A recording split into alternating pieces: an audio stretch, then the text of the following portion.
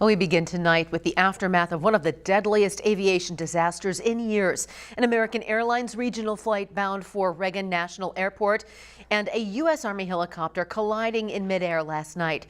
64 passengers and crew plus 3 soldiers, all now presumed dead. And tonight we're learning new insight behind the investigation of officials working to figure out how this could happen. Crews worked throughout the night and today in a massive and desperate effort to reach any victims from the midair collision.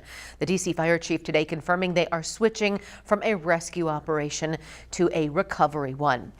Just hours ago, National Transportation Safety Board investigators provided an update into their search of the crash site. Investigators say almost 24 hours later, they have still not been able to recover those flight recorders for either aircraft.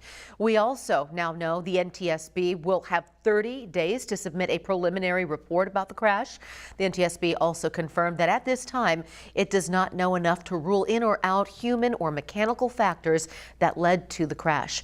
2 sources familiar with the operation also just told ABC News dive teams are done on the Potomac because they have recovered all the bodies that they are able to without moving that fuselage. The crash happened around 9 in the evening D.C. time. So here is one of the early moments when it was first reported. The accident happened in the river. Both the helicopter and the plane crashed in the river. It's east of the approach end of runway 33. And from there, over 300 responders arrived on scene. We also know more details about the aircrafts involved. The commercial airline was a Bombardier CRJ-71. It was flying to Washington, D.C. from Wichita, Kansas. The military helicopter involved was a UH-60 Black Hawk from Fort Belvoir that was on a training mission. The actual collision happened just 3 miles away from the White House, with debris landing in the Potomac River. The jet was at around 400 feet altitude, just minutes away from landing at the Reagan Airport. Now, the collision is a rarity in the context of recent modern aviation history. The last deadly crash involving a U.S. commercial airline occurred 15 years ago near Buffalo, New York. A Continental Airlines flight operated by Colgan Air crashed into a house. Everyone on board the plane died. That included 45 passengers, 2 pilots, and 2 flight attendants. The death toll was 50.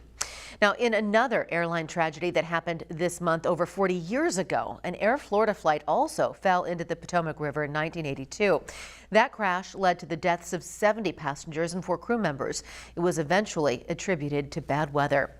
Passengers of other flights and eyewitnesses to the crash shared their immediate reaction to hearing and even seeing the collision with our sister station in Washington.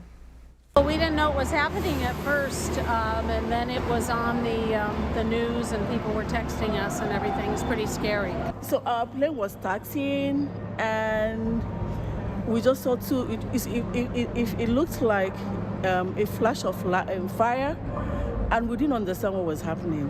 The person sitting next to me just said, "What's that?"